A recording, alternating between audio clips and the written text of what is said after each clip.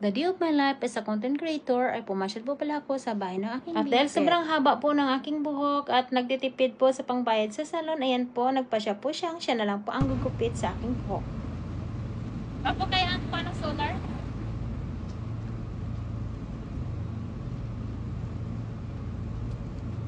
We're free! Pagkatapos namin kumain sa restaurant, ay nagpasyal po kami pumunta sa island na malapit lang po dito sa Yokosuka-shi na tinatawag na Sarushima. Ayan, papunta na po kami sa island na aming pupuntahan. At nang dumating na kami dito sa island, ay napapawaw po talaga ako sa ganda at sobrang presko ng hangin dito. Kita nyo naman, sobrang linis ng kapaligiran at nakikita nyo ring sumasayaw po ako sa tuwa. Hehe. Pag ganito ba naman kaganda ang paligid, talagang mag-i-enjoy ka guys. At talagang hindi mo maiwasang magkukulitan kayo ng iyong mga friendship dito.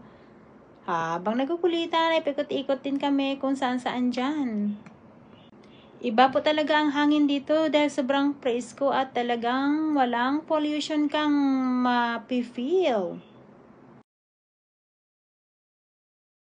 Sabi nga, smile is the best medicine of our sadness. Kaya smile.